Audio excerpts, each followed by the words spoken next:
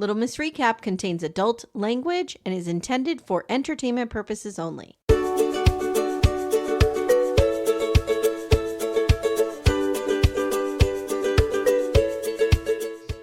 Hi, everyone. Welcome to Little Miss Recap. I'm your host. My name is Amy. My name is Christine. Hi, Christine. Hi. I have not talked to you since House of Dragon. I know. House of the Dragon? House of the Dragon. Yeah, it's been a while since we've been on Castle Rock or wherever the fuck we were. I forget. Harrenhal. Where we were in Westeros. So today we're going to talk about the 2025 HBO Max documentary, An Update on Our Family. Of course, it's a docuseries because everything is a docuseries. And I thought that you would be a perfect person to talk with because you have a young daughter. Mm-hmm. Yes. So your daughter is 7. She's 7, yeah. So that would be what, first grade? First grade. First grade. Mm-hmm. Okay. See, I was a baby, so I was 6 in first grade. Right. She was born in December. Mm-hmm. So she just came after that cutoff. What December birthday? December 4th. Oh, my girls are the 12th. Okay. So, like, I was 17 when I went to college because I was a September birthday. Yes. And my mother snuck me in under the wire. So I was 17 when I graduated high school, and I went to college as a 17-year-old. Mm-hmm. Me too. Okay, so this documentary, what are your overall thoughts? It could have been yes, in terms shorter. of the show itself. Yeah. Yeah. For sure. It could have been shorter. I think honestly could have been one episode. Even just one documentary. That's it. Would you say it would be a documentary, like an hour and a half, an hour and 45 minutes? Yes. Yeah. Yeah. I think that would have been much better. I felt like they just tried to extend it for, I don't know, I guess for advertising purposes. Ironically. We're how meta of them. We're going to make this docuseries about people who just like take advantage and do things for clicks and likes. And we're going to do the same exact thing. Mm-hmm. No, I agree with you. I felt like, so if I'm looking at it through a writer's lens and trying to figure out what the arc is, really the rising action is them rehoming, which I hate that term because we use it for pets, but rehoming Huxley. Yeah. And then I was really interested in the aftermath, mm-hmm. And I felt that was kind of the meat of the story. Mm-hmm. The lead up, I think, was too much. A lot of times they give you all of this fodder on these documentaries where they explain to you what YouTube is. And it's like, if I'm watching this, I'm already kind of familiar with YouTube. Like I already know what this is. Yeah. It's been around for a long time. Yeah. And I don't know. Okay. So let's start, shall we? Yeah. So some of the voices that we have in this are Sophie Ross, who's a digital cultural writer and podcaster. Hannah Cho, who's a stay-at-home mom who loves family vlogs and was also adopted as a baby. Yeah. She's from Korea, correct? Yeah. Yes. And then we also meet the Earls family. They're another vlogging family of 3 kids. Now, I'm just going to say something right off the bat. I don't understand vlogging. Mm-hmm. Why are we calling it vlogging? Is it blogging with a video? Is that what it is? Yeah, video blogging. I feel like this term was around in 2002. Why are we still using it? Isn't it just content creating? Yeah. And honestly, I don't understand. I know we're going to go into it now. I don't understand the concept of following these families. Like, I don't understand the appeal.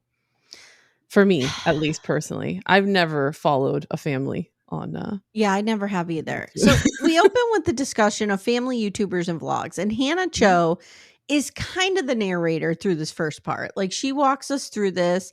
She's like, we have reality TV, but they are still kind of celebrities. And she points out the Kardashians in particular. She's like, when the Kardashians do things like get gas, everybody goes crazy because it's like celebs are just like us. Look at, they get gas. But with these YouTubers, like, you feel like you know them on a more intimate level. You feel like they're part of their life.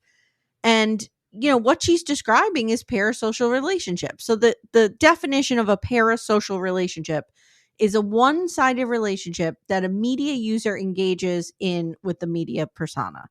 So, for example, 5 years ago, I thought I knew Howard Stern. I thought I could just pick up the phone and call him and he would know who I was. Or, you know what I mean? Like something like this. It happens, I feel like, a lot with podcasters. How many of us Oh feel yeah. like we know Kate Casey, for example, Yeah. Yeah. or Matt and Jake? You know Yeah. what I mean? So, do you have any of these relationships? I don't think I do, to be honest. I do listen to these podcasts and Mhm. and they actually interact with us That's on true. It's Facebook. not So one-sided. it's not really one-sided. I'd Mhm. say when I was a child or a teenager, for sure, I had a strong belief I was going to marry Jonathan Taylor Thomas Well, from I Home mean, Improvement. So yes. we were going to get married. What happened? I don't know. No, yeah, that's true. Like when I think about Matt and Jake, like I am friends with them. Hmm. Mary Payne, I am friends with her, but there are bigger podcasters. Like Yeah. I'm trying to think of, okay, like I listen to Mark Maron all the time. Hmm. I feel like I know Mark Maron, but I don't. He has no idea who I am. I don't know who he is. Right. Um, so maybe that's an example, something like that. Yeah. I'm But it trying doesn't, it's hard for me to think of one for myself, to be honest with you. well, and with me, like it doesn't cross a line. I don't get crazy. Yeah, yeah. But, I do feel you do feel like you know these people. You know them. Mhm. Yeah. So we meet the Stauffers, Micah and James. And Hannah says at first the Stauffers were real. They showed the mess of their lives as well as the fun stuff. So we see like she's showing that her car's a mess. She's showing that the house is a mess and, who amongst us. Yeah. And at first she was doing videos that showed you like how to clean your house, how to organize, what it's like to be pregnant, stuff like that. I can't think of anything worse than watching somebody else clean their house. But I'm sure there's a lot of people who do. Hey, there's a lid for every pot. And I like getting cleaning tips, to be honest, but I don't think I could sit and watch like a full hour or, I could watch like a TikTok, like a quick little snippet of something okay, like that. that's my other question for you. And Uh-huh. we'll just get to it right now. Okay. Do you feel like I have been saying for a long time that our attention span is Oh, yeah. shit? It's Oh, total garbage now. I yeah. mean, I'm to the point where when I'm watching a show, my brain wants to go do something else as well.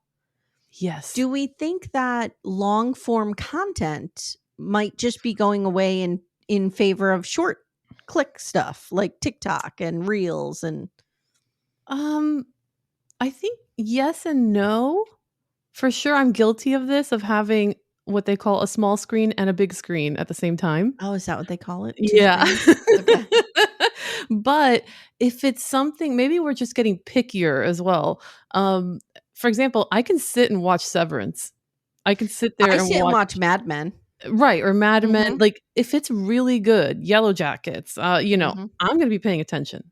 I'm gonna sit Yellowstone, there. The Ranch. Mhm. So, I think there's still space for that, but for sure, our attention spans have have shortened dramatically. Yeah, I just have a very hard time keeping. I don't know. So, like the idea of watching a whole video, somebody cleaning their house, I don't Mhm. understand it. So, we meet the Earls, and they are another family who shares everything. Their kids are all over. It feels like a home video. You're just able to peek into their lives. We see footage, and I have to say something. Mhm. This reminds me of Shannon Watts, the Yeah, Chris Watts murder yeah. situation. Oh my god. Remember, they were showing in that documentary, which is The Murder Next Door or whatever. Yeah. Um, they show all of her social media stuff, and it's always like, Chris is the best husband. Chris is fantastic. And then, like, spoiler alert, he murders everybody. So I feel that there is one of the things, and we were just talking about this last night in the Backdoor Friends Facebook group. One of my key um, values is authenticity. Yeah. And I feel like in these, sometimes it doesn't feel authentic to me. Like maybe Micah was a little better at that because she was showing the messes and the kids having Mhm. breakdowns and stuff like that. But this whole like dad is amazing and everything's perfect, it doesn't It's ring part true to of me. it's part of social media, like the culture of social media as well. Like you go on Instagram, everything's perfect. Hmm. Everyone, I mean, even including myself, I'm not going to be posting about bad things and drama and things going on in my life. I'm just I not, challenge everybody right now to just take a picture of you having like a health issue and put it on there. And when I say health issue, I mean like you can't poop or something, like not a serious health issue. Okay, so Micah wanted 6 kids because she was an only child. Fine, whatever. She starts the channel in 2012, so she got in early. And she was a nurse and she was a single mom, and people really connected with her. And I will wager a bet that if you went back and looked at those 2012 videos, they're probably much more authentic and less curated, more interesting than the shit she's doing now. Yeah. Or at this time. Yeah. She meets James on OkCupid. They get married. Her audience is along for this entire journey. Fine. So then they start having babies. And Micah shares everything, including the pregnancy test. Now, Channon, that's with a C, Channon Rose, which sounds like one of Bret Michaels' ex-girlfriends. Channon Rose is another vlogger, and she connected with Micah. And she says when she was going through her pregnancy, she learned a lot from Micah. And Micah even shares that she had a miscarriage. I'm wondering, is this the kind of stuff that social media is good for? Yes. Yes, it is. I had to think about that a little bit. And I feel like increasingly we live in a society where we've become more isolated. Yeah. Within our communities. Now on social media, there's actually a very broad discussion going on about third spaces.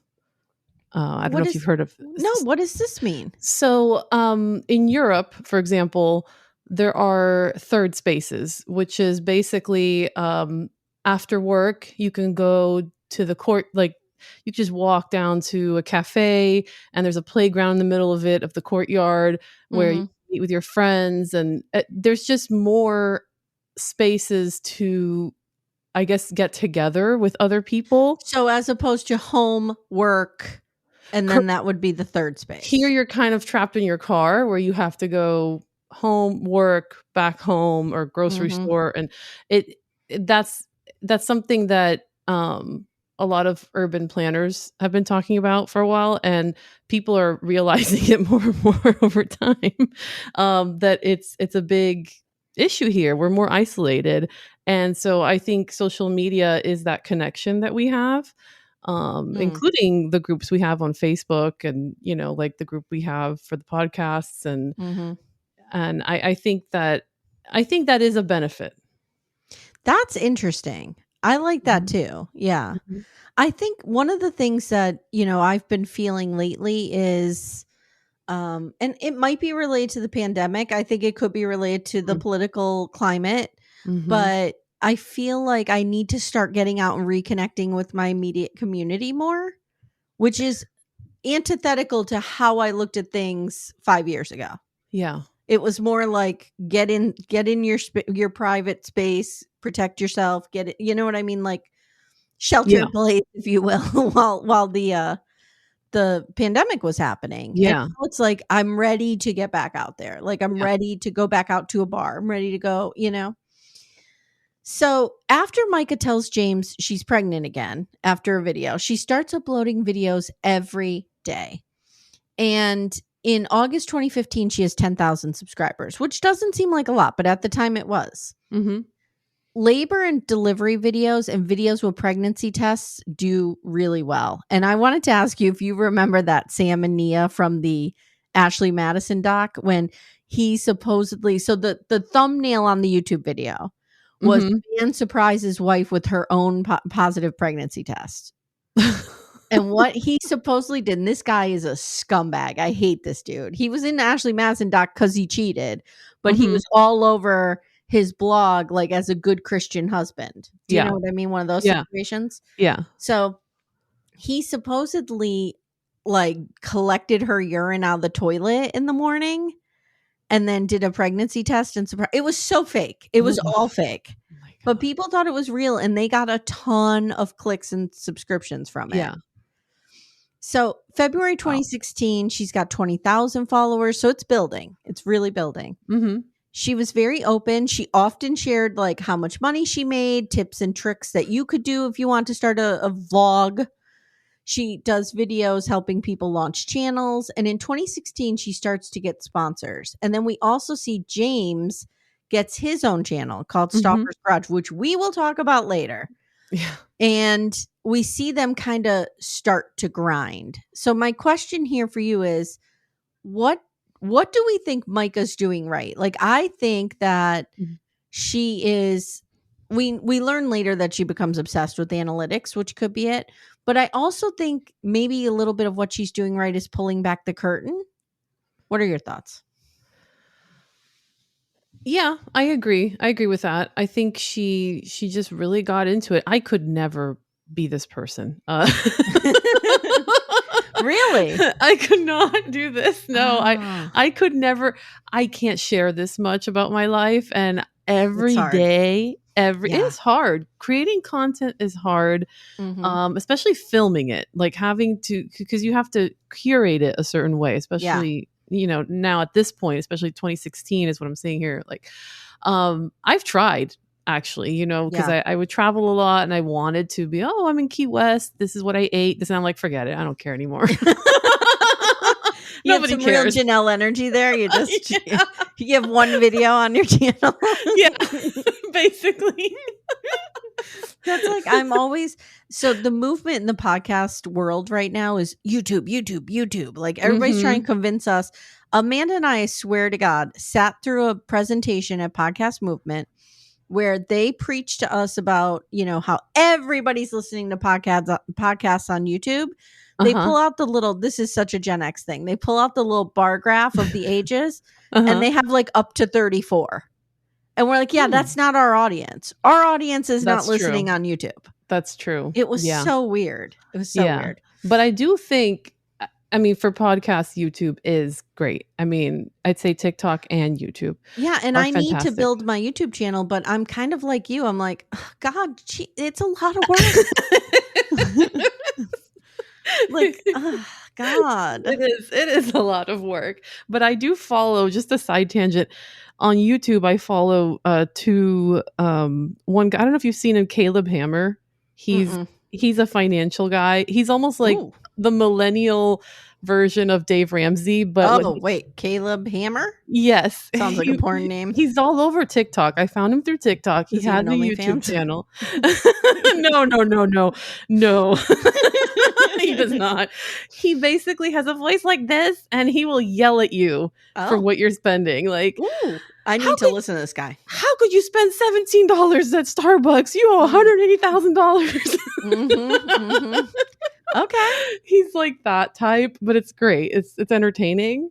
Okay. Does And he have then people call in?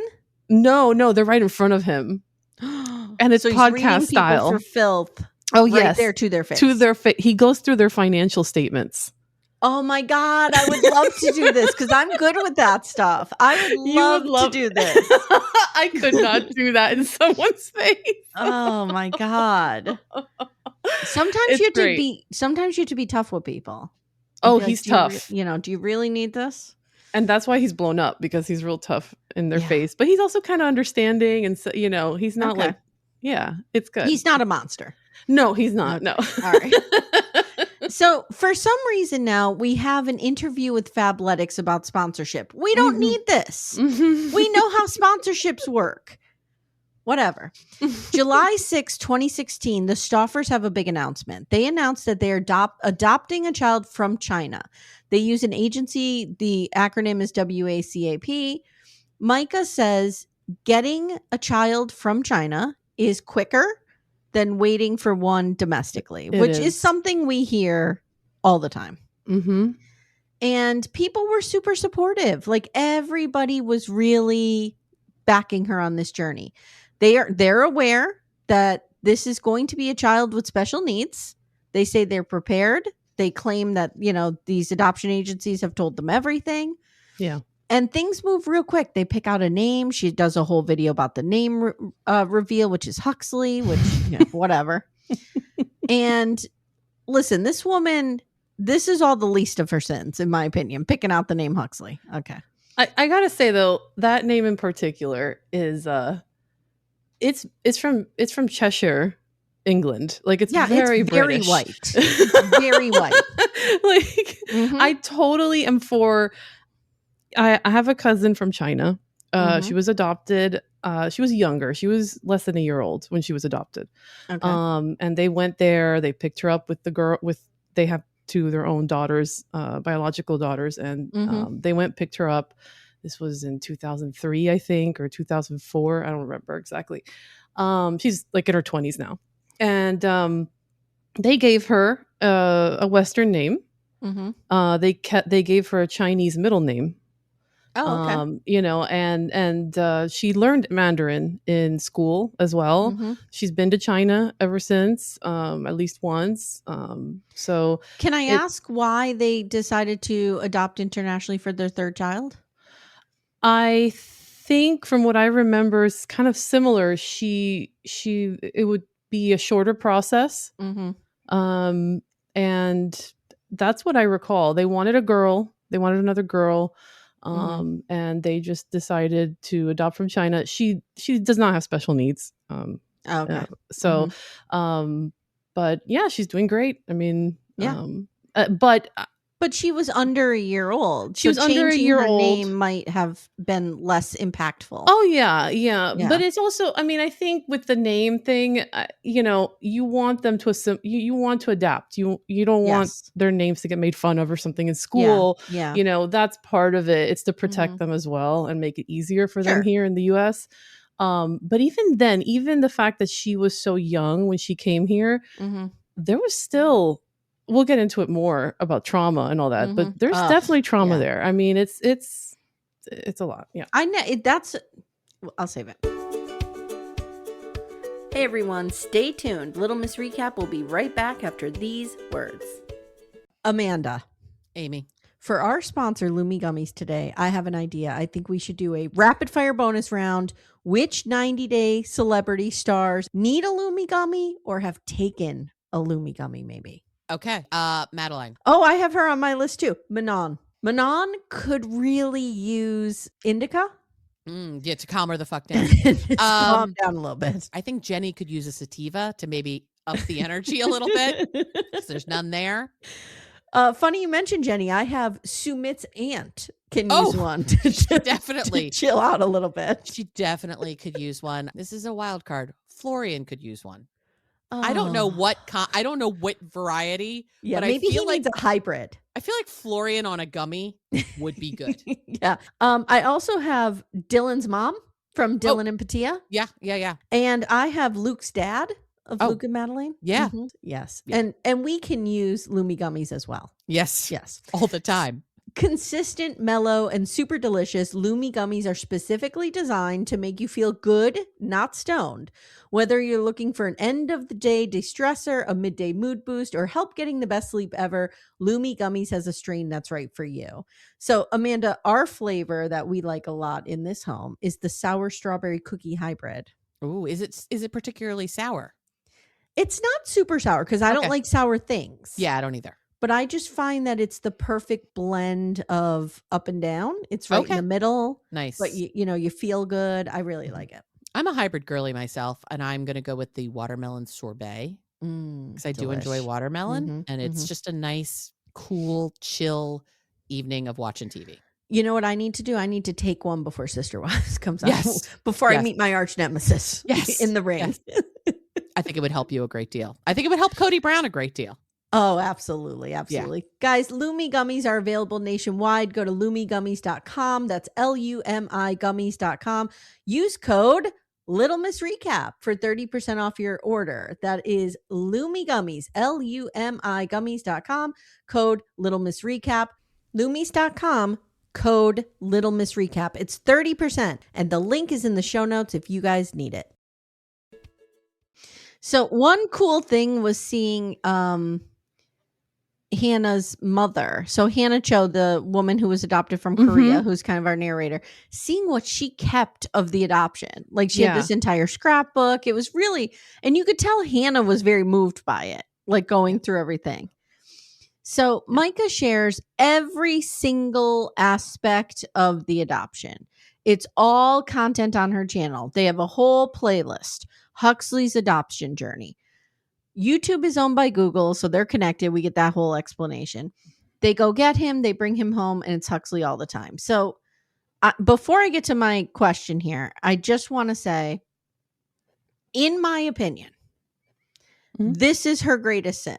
Her greatest sin is not rehoming Huxley. Okay. That was for the betterment of that child. Yeah. Her greatest sin was doing this adoption so openly. Yes. And clearly, in my opinion, she did it for the views and the clicks. Yeah. That's my opinion. Yeah. What do you think about the director's choice to make Huxley, as Amanda says, in a aha video? Take on me. It was creative, I guess. Yeah.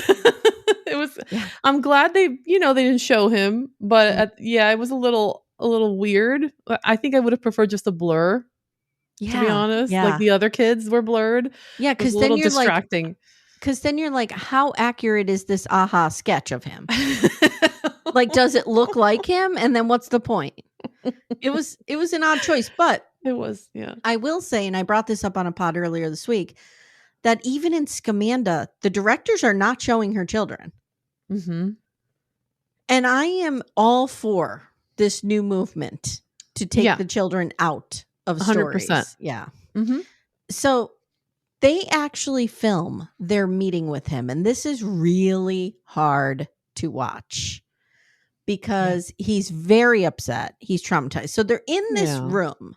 And if you didn't watch it, they're in this room and James, of course, has the camera going. And the family comes in and Huxley's very confused. They're immediately calling him Huxley, which is real bad. They're like, come on, Huxley, come to, like, when I look at this and even when they get Huxley home, they're like, Hux, it's your house. It's your home. They are treating this kid like he was in on it. Like he was watching the YouTube list being curated. Like he's a viewer. It was intense. Yeah. Mm-hmm. That you should know all this. What are you talking about? It was so weird. And they were just like, come on, let's go. James is the only one who I feel like was kind of honest at first. Because he's kind of crying. And he's like, this was real hard. And he says that Huxley had a very tight bond with his foster family. I mean, he had a whole life before he was adopted. This made me think about adoption in a new way, a completely new way. Yeah. I wonder, I wish they went into it a little more about where he came from exactly, because it was a little confusing. The language was a little confusing because when they say foster, I wonder if they mean an actual foster mom, like he was living in a home with someone, or that's was what he it felt like, in an orphanage with maybe a primary caretaker? Like that's what it was a little confusing. The impression I got was that he was in a home, because when James is talking about the foster family, I believe he says they took him to the beach every day. They did this, they did he had a whole ass family. Yeah. And it's just, it made me think about things like the idea that you're not only giving up, if you're Huxley, you're not only losing the only secure attachment that you've probably ever had with this foster parent, but you're also losing your culture.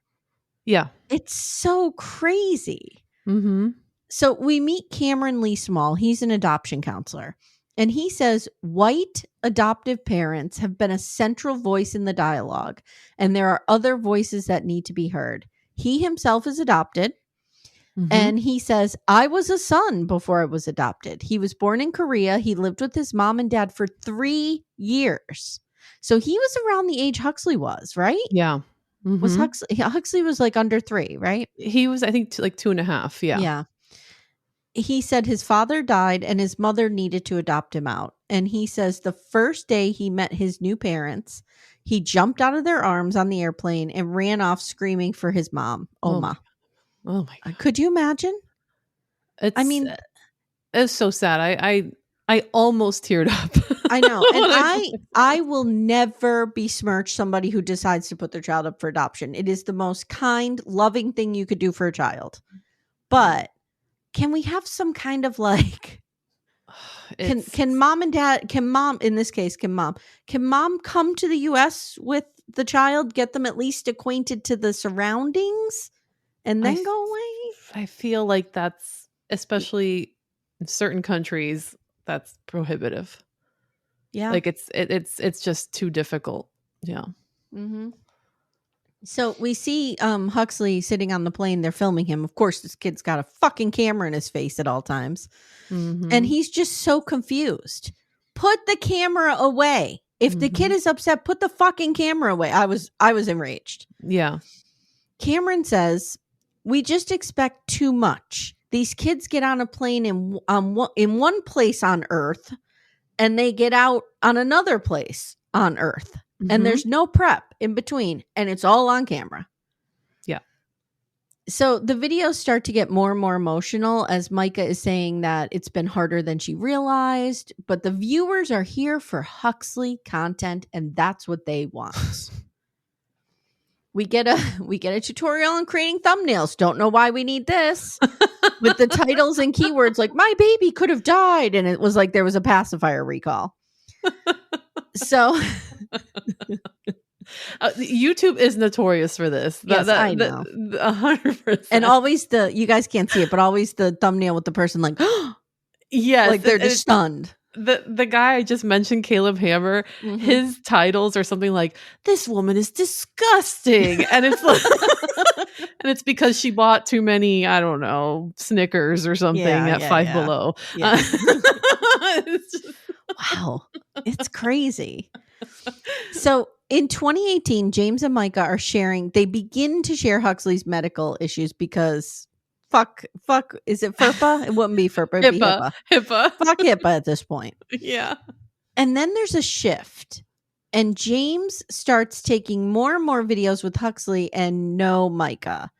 And of course, the trolls are all after Micah for being lazy, not bonding with her baby, not appearing much. They do see a thumb guard on him and people start freaking out. And she makes a video saying, a dentist told us to do this so that he wouldn't get an overbite, blah, blah, blah. Not great. Not a great look. What's even worse is that she decides to start lecturing people and deleting comments. Not the move. Not the move. Not good. About a year into the adoption, suddenly she's like, we're thinking about adopting again. What? I wrote, this feels clickbaitish. And that they were losing followers. And now she's like, I'm going to document this entire journey all over again. But they never end up adopting again because, surprise, I'm pregnant with baby number 5. Oh my God. Again, I have to say, is no one thinking about the planet? Is no one thinking about, as Janelle would say, finite resources? Finite resources. But okay. For me, it's how only if you live in Ohio could you afford this many children. You could afford it here. Where I live, the cost of living is ridiculously low. You could afford it here. But it's I don't know. I just feel like, don't we have enough people already? Yes. Well, there's that. Well, not according to certain politicians, but also this trend of exploiting large families like this, which I guess started with like the Duggars and oh my God, the Browns are guilty of it. John and Kate +8 or whatever. Remember them? That was years ago. John Gosling, yes. John Gosling. Kate he was up for one of Mary Brown's bachelors. I had him on the short list. Yeah, it's I don't know. I guess it's kind of fascinating because you're thinking, how can you manage so many kids? Like it's so hard nowadays, and it all gets put on the mother too. That's of course it does. Of course it does. So there's a little bit of a lifestyle change now. Viewers start to see that, they're making a little bit of money, and that's fine. They get a new house. They're taking trips to Disney. She's got jewelry from, is it Cartier? Cartier. I know nothing about anything like that. So that bracelet, that's the love bracelet. It came out in the 50s or 60s, I think. I know a lot about this little world. Okay. And that's like a $7,000 bracelet. Okay. Yeah. So this is where I turn into Amy Gorman. And I'm going to say, who needs a $7,000 bracelet? Yeah, it's luxury. Yeah, it's luxury. Okay. So never mind. So she does this interview where she's asked, do you have a favorite failure? So there's this like other podcaster or content creator. I don't know what he is. And he's like, I like to talk to people about their content creation and their process and ask them what their favorite failure is. And she goes, well, we adopted this kid from China. I was like, what? Wow. I know. That was wild. I mean, I joke around that living with teenage girls is real hard, real hard. Mm-hmm. But like, I would never be like, well, when Timmy and I decided to have children, that was a big mistake. That was your biggest mistake. Because even if I feel that way, that is way, way deep down in the darkness of me. Never coming out. So now the videos are getting a little more difficult, and they're always referencing Huxley having meltdowns. Mm-hmm. So they do this video where they announce that he has been diagnosed with level 3 autism. So I went to autismspeaks.org to kind of find out what this means. Yeah. So level 3 autism is requiring very substantial support. So there's severe deficits in verbal and nonverbal social communication skills, very limited initiation of social interactions, minimal response to social overtures, inflexibility of behavior, extreme difficulty coping with change, restricted repetitive behaviors markedly interfering with functioning, and great distress or difficulty changing focus or action. So bottom line, this is going to be a challenge. Oh, yeah. This is a challenge. And I'm sure, we have many people in our group who are parents of children with autism or ASD in some way. And it's difficult. It is fucking difficult. I couldn't imagine doing it and have 4 other children to take care of. Correct. That was something I kept thinking. There was a lot of hubris here in thinking I can manage, 5 kids, including one with very severe needs. Like, I mean, I don't know if they were aware of how severe it was. I feel like she was kind of warned, wasn't she, prior? Here's what I think about that. In that very specific regard, I don't necessarily blame her. Because somebody could say to me, your child is going to have special needs and never have experienced it. I would be like, okay, I can handle it. And you can think you can handle it. And you can think you're prepared. But until you've done it or been, you know what I mean? I don't think you realize just how difficult it can be. Rewarding, but difficult. I just feel like if you already have children, you already know how tough it is just to raise children in general. Yes. I agree. I know there are people who love having multiple children and that's their whole life. Yeah. I am not one of those people. I've learned over time. And I didn't know that until I became a mother. I didn't know how hard it would be to be a mother. I agree with you. I can honestly say, and I don't hide this from anybody, that I would have one child if I did not have twins. Yeah. That would be it. Because I always knew I wanted to be a mother, so I wanted one child. I just happen to have twins, so I have 2. I'm very grateful, but that's how it goes. Yeah. So after they have their new baby, they seem to be working very hard with Huxley. And in the video where they announce his autism, they're crying. They're saying, he may never be able to be potty trained. He may never speak. Like it's a devastating diagnosis for them. Okay. Yeah. So they start doing speech therapy with him and they seem to be working with him. And there's these videos of Micah like being very patient with him and stuff like that. But then all of a sudden, Huxley's MIA. And Sophie says for 2.5 years, Huxley was everywhere. He was in every thumbnail. He was in every title. He was in every video. They had that whole playlist. Suddenly he's gone. And when people are asking where he is, Micah starts deleting their comments. Now, I will say as a content creator myself, that's not the move. No. Nope. Don't delete those comments because that's going to look real bad. Especially when you have a fan base that's so hooked. Yeah. On you. Feel this is okay. I'll talk about when we talk about her decision. Yeah. She starts blocking people. Fans are getting really annoyed. And the followers finally catch on that something has happened with Huxley when they're watching James's channel and they notice that Huxley's car seat is gone. Mm-hmm. And then they notice all the Huxley videos are wiped. So in episode 3, we learn about a video that the Stauffers posted on May 26, 2020, which was right smack at the beginning of the pandemic, if we remember. They're both crying, and they just say that they couldn't meet his needs. They claim they were not told of the severity of his special needs. I believe they probably were, but were just woefully unprepared for what that looked like in practice. They claim that the medical community told them to rehome him to a new forever family.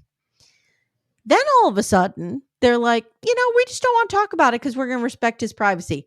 That's the part that kind of pissed me off. So what do you think of the decision? It was clearly really difficult. I agree. At the end of the day, whatever's best for him is what prevails. Yeah. The real criticism here should be, of course, as you mentioned earlier, is it's the exploitation. It's the, filming him, especially when I saw him crying in a corner in a closet. Like and it's too much. It was too much. And he was the star. He was their moneymaker, basically. It was exploitative.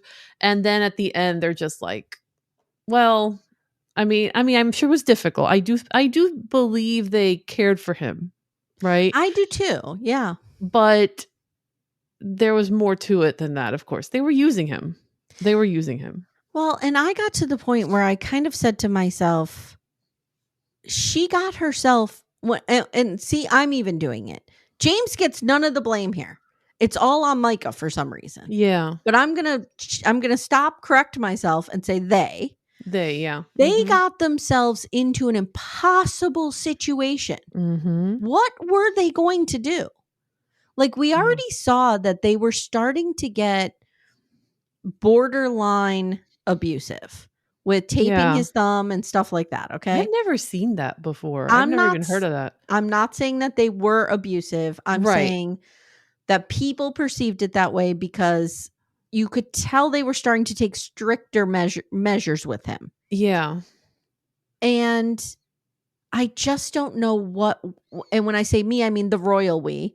I don't know what we would expect her to do. Mm-hmm. What would a better option have been? To just keep going and making this worse? Right. Like, I think she did the right thing for Huxley. Right. If he is in a better home, which by all accounts he is, then I'm so glad, because this story could have ended in a worse way, in my opinion. Oh, yeah. So the internet goes wild.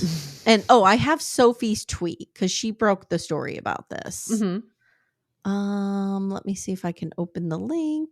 Yes, there we go. Okay. So I have to go to X. Excuse me while I go to the manosphere for a minute. So on May 26, 2020, Sophie writes, extremely depressed reading about the influencer who raised funds to adopt a son, made this her brand, discovered he had special needs, secretly rehomed him, blocked people asking about him, and put out video making herself the victim. To be clear, she pretended he didn't exist for months and then deleted comments from concerned followers. Finally, just addressed it today because people were tagging her. Okay. So, all right, the story breaks. People are flipping out. They're calling them greedy, selfish pigs. They're making content about the Stauffers just to grow their own channels. Yep. And I'm going to say something. We kind of saw this. This reminded me of Gypsy Rose. Yeah. There are whole channels out there dedicated to hating Gypsy Rose. Now, I say this as somebody who has a whole podcast dedicated to hating Cody Brown.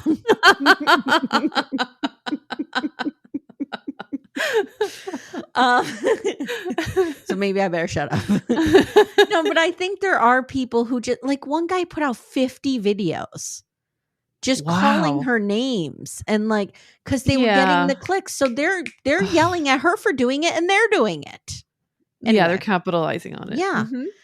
So people go back, they're digging up a ton of shit, anything they could find, like the Stauffer's downgrading his speech therapy while she's wearing the Cartier bracelet. Did I say that right? Yes. Yeah. They find a video, like I said, where they've duct taped his thumb. It's deleted after she posted it, but people are freaking out about it. Because of all of this, they call the police because they think something nefarious has happened. Of course, yeah. The Stauffers start getting death threats. Their entire family does. There are people saying they're going to slash their children's throats. Oh my God.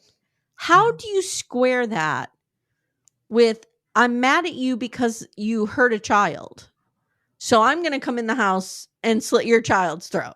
That's the problem with the internet. This is the double-edged sword with being famous. That's the problem with the internet. Period. Internet. Done. End of episode. Thank you.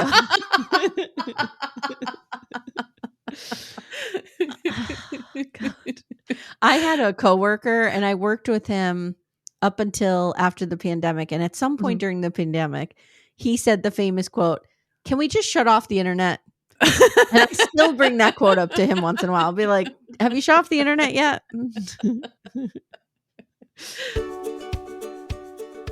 Hey everyone, stay tuned. Little Miss Recap will be right back after these words. So we hear from this organization, NCFA, the National Council on Adoption. They say dissolution does happen.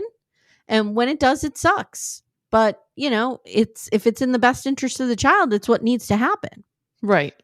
Now we hear from this brave woman, Ashley, who was minding her own goddamn business and decided, I'm going to come forward and I'm going to give the other side of the story here for people so that maybe they could find some empathy for the Stauffers in this. Right. And she says, you know, she adopted a child internationally. She did it the first time. It went well. And her child had special needs. Still, she was able to give that child a loving home and love that child, and everything was great. Then they decided to adopt again because the first one went so well and it didn't go well. And she says, at one point I thought about harming my child and I realized in that moment I couldn't do this. And I say, good for you, Ashley. Yeah. Because God forbid you hurt your child. You don't want the child. No, we don't want anything to happen to these children. So then there's a scene at the end with Hannah, very emotional, saying that adoptees already feel discarded. And then they are discarded by yet another family. She says, not the right fit. It's not a shoe. There's no fit. Micah Stauffer tries to do damage control, but she eventually just has to slink away. Yeah. And here's the rub.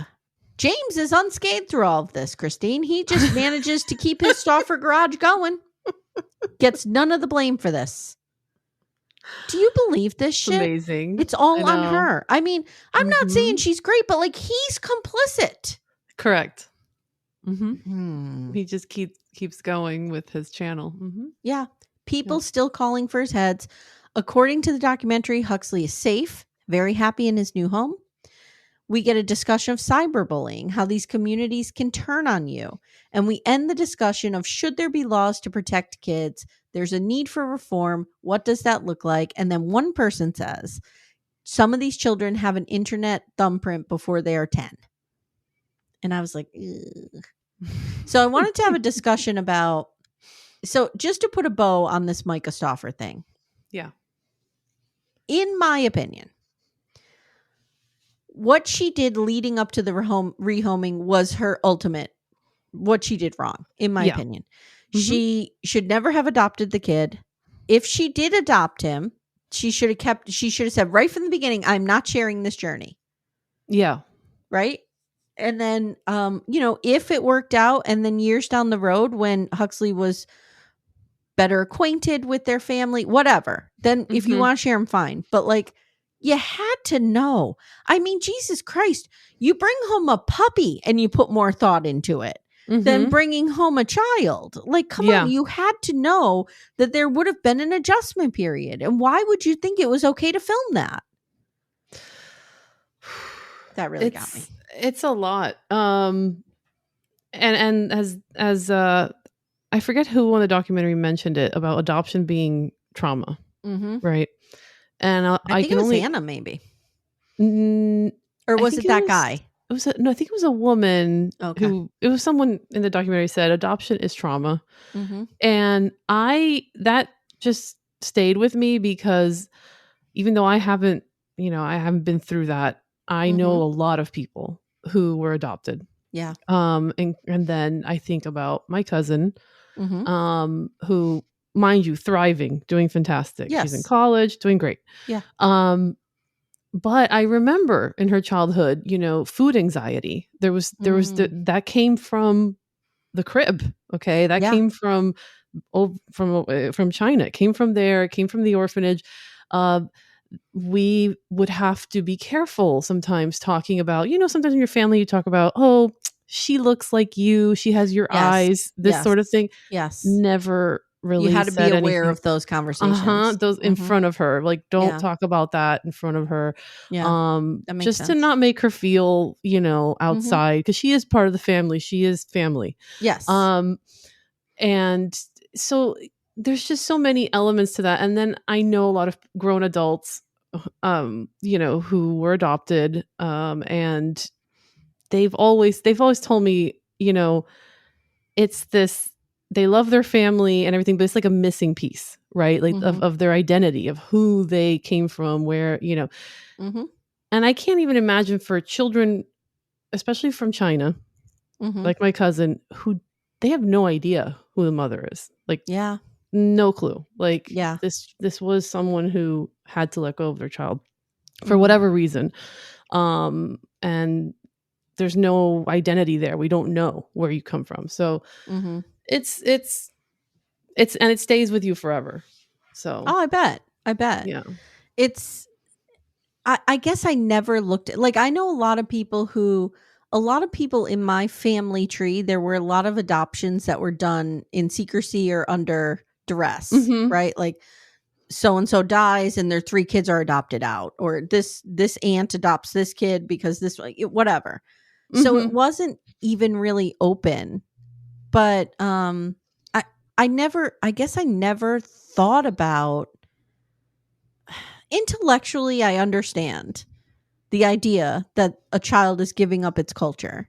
But I guess I never really stopped, and this is my own ignorance, I never really stopped and thought, wow, what must that feel like? You know what I mean? And this made me think about that. And I'm glad it did. It's something I should be thinking about. Yeah. So one of the things I want to talk about too that this documentary raises is this idea of how much should we share with our children on social media. And I want to just say before I give my opinion that I don't blame anybody who's done this. I've done it myself. I say this all the time. My kids, when they were young and Facebook first came around in 2009, 2010, I put everything about them on Facebook. And if mommy vlogging, if that's how you say it, was around at the time, I can't guarantee I wouldn't have done it. Do you know what I mean? It was a different time, and we didn't think about social media. We didn't know the tail of social media was not long enough for us to see what it's like long term. So I don't blame people who've done it. I do kind of blame people who are doing it now. Yeah. Because I feel like we know enough. Yeah. Yeah. And I'm not talking about people who just share pictures of their kids. I'm talking about things like this. Okay. Yeah. Yeah. Content like vlogging, creators who use their children. Using the children. Yeah. And then there's, I don't know if you're familiar, but there's YouTube Kids, right? Do you know about YouTube Kids? Okay. Yeah. Like my daughter, that's what she watches. That's her TV. It's YouTube Kids, and it's silly stuff, right? I feel like that's very different though, because that's not vlog. It's not like a family vlog, right? Although sometimes the parents are in it, but it's more like silly. There's one particular, her name is Nastia, and she has a huge following. This girl's like 10 years old. She's a star, basically. And they're in Boca Raton and they're pretending they're in school and they're just reenacting things, being silly. It's almost like audience children. The audience is children. Okay, so children making content for children. For children, okay. Correct. That's what YouTube Kids. How many labor laws are being violated there? I don't know. So here's my thing. What's her name? Nadia? Nastya. I think it's close. I think it's short for Anastasia. Okay. So my concern with that would be, is she getting the money and where's it going? Right. And you can tell it's a lot. I looked her up and I think she's worth like $4 million, her net worth, more or less. This is some. And she's fucking 10? Yeah. Jesus Christ. I'm going to send you her links. What am I doing wrong? No, just kidding. But my kids can't even work 3 days a week at the grocery store. Christ. It's great. I mean, I've seen her, she watches it downstairs in the living room. So I see this all the time. Yeah. And they clearly have a team now, like a production team. Like this is not just a kid in front of a camera. Like it's the parents are involved. Everyone's involved. I think I have less of a problem with that because when you think about like some of your favorite shows as a kid, had kids on them. Correct. Like when I was a kid, I was obsessed with Nickelodeon. We watched You Can't Do That on Television. Never forget, Alistair was my crush. I mean, that was the thing we watched. We watched like Head of the Class. We watched like Head of the Class was a little older, but I watched. I'm trying to think of what shows had kids. Saved by the Bell. All that. Yeah, like a bunch of those shows that we watched had kids. Which was problematic, as we know now. Yes, and that's what I was just going to say. Like, maybe it's not the solution to have more adults involved because we see how that goes. Right. In fact, YouTube Kids, in my opinion, is safer because as we know now, what happened with Nickelodeon in the past, very problematic. Yeah, and it's her parents are in charge of this. So like her parents are in charge. We hope that they have her best interests at heart. Right. Yeah. So, but you're right. That feels different to me than mommies who are doing it or daddies who are doing it or parents. Where the kids are not really aware. They don't really know what's going on. Yes. Yeah. Like I've started to feel that way. And I think one of the things, are you a Sister Wives watcher? I'm not. Okay. I think one of the things that I've started to feel differently about Sister Wives when we watch those old episodes is how prominent those kids were.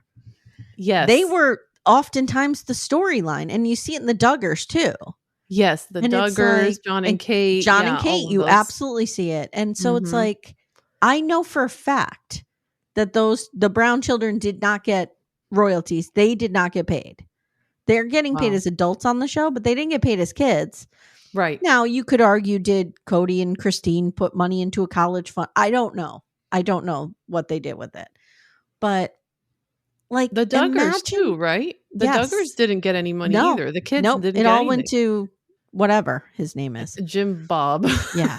But imagine you are like, and I'm not super familiar with the Duggars, but yeah. Imagine you're a Duggar child who's well known on the show and you like go out and try to go to college. Go into a college classroom. Yeah. Like, what's that like? Right. Try to just live a normal life. Your life is already fucking ruined and it wasn't your decision. Right. That's what drives me crazy. Yeah. There's a little bit of my Gen X libertarian in there that's like, we all need to be in charge and in control of ourselves. And back to social media in general with children, even my social media is private. I pretty much only have people I know or, just people I know on there that follow me. And I post, you've seen them. I post my daughter, a cute picture, her birthday, this and that. Because we're friends and I'm part of the inner circle. Well, yeah, there's that. And you want to share your joy. You're proud of your kid. This is normal. I think that's totally normal. But I am careful because like sometimes she'll be wearing a school uniform. I put a sticker or I blur the logo, just to be like extra cautious, because I did grow up as a millennial. I did grow up in chat rooms and MySpace even. I I had a guy show up to my job once from MySpace. Oh. Yeah, a guy I didn't know. Whoa. It was, that was crazy. So ever since then, I've been like, I'm going to be a little extra careful here when I post. Yeah. Wow. No, I agree. Like, yeah. Unfortunately for me, I feel like I learned this lesson a little too late because I put so much out there with my book and da. So a lot of people know who my kids are, unfortunately. Yeah. If I had to do it over again, would I have been more private? Yeah, I would have been. Yeah. But, the cat's out of the bag, is that the saying? The train has left the station. There's nothing I could do to put it back in. But I just feel like with what we know now, a parent who in 2024, 5, what year is this? 5? 25, yeah. Who's like, I'm going to start a mommy vlog and I'm going to talk like it just, I don't know. Maybe I'm just being a grumpy old granny and I'm so out of touch with shit. And if like this is a thing and people can make a ton of money, then have at it. But I don't know. I just wonder who is the audience exactly and why are they so invested in this? Like I really think about it a lot. Like I don't know. So you bring up a good point. So let's think about audience for a minute. Yeah. I think, is there a world in which, a lonely person out there watching Christine on YouTube raising her daughter could bring them joy and connection? Okay. Yeah. What if we did some kind of thing? Like I'm doing this with my mommy blog, not vlog, blog that I'm doing, which is a project where I'm just writing about this year when I'm launching them into the world. Right. Mm-hmm. And I did like 1 or 2 posts and I'm like, I need to put this behind a paywall. If for nothing else, when people sign up, I can see who they are. Do you know what I mean? And at least there's like I'm not saying a criminal's not going to pay $5 to do something to my kids, but like at least I have some identifying information of who these people are. So maybe there's something with that. And I have told my husband, I said, anything that I make off of that blog for this year, I'm going to give to them. Yeah. Because it's their story. It's our story together, but it's also partly their story. And I want to, so maybe there's a world where you can safeguard this information just a little bit by putting it behind a paywall. Yeah. We used to call that cable. I don't know. Whatever. Yeah. Yeah. Because YouTube, there is no, you're basically monetizing just by subscribing and then they get brand deals. You can do membership. Oh, you can? Okay. Okay. Yeah. That's how out of touch I am with YouTube. And I think that would be the better option. Yeah. Like if I was going to do it, I would say, okay, when I'm talking about being pregnant, when I'm talking about cleaning my house, when I'm talking about coloring my hair, all that will be on the free feed. But when my kids appear in the video, it's going to be behind a paywall. Yeah. That's what I would do. Yeah. I don't know. That makes sense. All right. I'm exhausted. Guys, I hope that we managed to talk about this in a nuanced way. Like, I don't feel like it was a real black and white type situation here. Yeah. I feel the easy route would have been just to make Micah Stauffer the devil. But I think it's more complicated than that. I think she is a symbol of some way bigger issues here. Oh, yeah. And there are things that we need to hash out. We need to figure this out because we now have 25 years of social media under our belts. And now we can start to see what the effects of that is. And I don't know. We'll figure it out, I guess. Yeah. All right, my friend, what can we find you anywhere? Do you not want to be found? Are you like my sister? You're like, just don't even look for me. Are you in Backdoor Friends? Can people connect with you? I am in Backdoor Friends. Okay. There we go. Okay. So Christine is in Backdoor Friends. If you guys would like to connect with her, leave her some nice comments for joining me today. I really appreciate it. That's great. All right. And if we ever get like a season 3 of House of Dragon, you'll be back. Yes. You're my sci-fi friend. You're my fantasy friend. I am. Yes, I am. All right, guys. We do have a Patreon. So if you enjoy listening to us, we do We give you a lot of bonus content. We're doing a Mad Men rewatch. We're doing Going Clear, the Scientology documentary this month. And we're doing rewatches of Sister Wives. It's a lot of fun. We have a lot of fun over there. We also have a $15 tier where we just talk about life. That's it. So if you'd like to support the show, please do that. If that's out of your budget, you could just leave us a review. That's a great way to support us. Mm-hmm. And I think that's it. I'm all talked out. Christine, thank you so much for being here. Thank you. Thank you, Amy, for having me. All right, guys, we'll see you soon. Bye. Bye. Thank you so much for listening to Little Miss Recap.